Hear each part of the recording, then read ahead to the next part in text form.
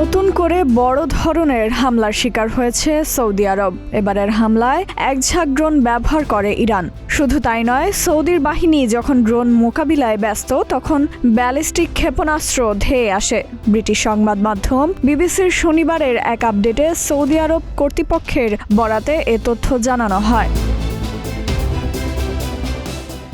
Saudi আরবের প্রতিরক্ষা মন্ত্রণালয়ের মুখপাত্র সামাজিক যোগাযোগ মাধ্যমে এক্সে জানিয়েছেন, একটি তেলক্ষেত্র লক্ষ্য করে 6টি ড্রোন এবং একটি বিমান ঘাঁটি লক্ষ্য করে ছোড়া হয় ব্যালিস্টিক ক্ষেপণাস্ত্র, কিন্তু হামলাটি সফল হয়নি। সৌদির প্রশিক্ষিত বাহিনী ড্রোনগুলো ঠেকিয়ে দিয়েছে। ক্ষেপণাস্ত্রটিও লক্ষ্যভ্রষ্ট হয়।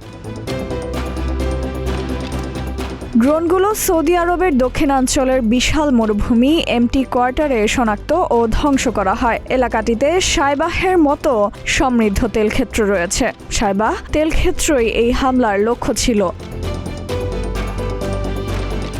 সৌদি আরবের জাতীয় তেল কোম্পানি আরামকোর তথ্যমতে এই ক্ষেত্রটি থেকে প্রতিদিন 10 লাখ ব্যারেল তেল উৎপাদিত হয়। আর ব্যালিস্টিক ক্ষেপণাস্ত্রটি প্রিন্স সুলতান বিমান ঘাঁটির দিকে যাচ্ছিল। ইরানে হামলার প্রস্তুতির অংশ হিসেবে মার্কিন বিমান বাহিনী ঘাঁটিটি ব্যবহার করেছিল।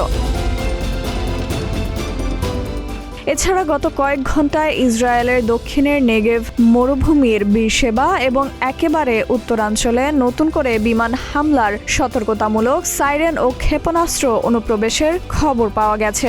শেষ খবর পাওয়া পর্যন্ত অঞ্চলটিতে ব্যাপক আতঙ্ক বিরাজ করছে।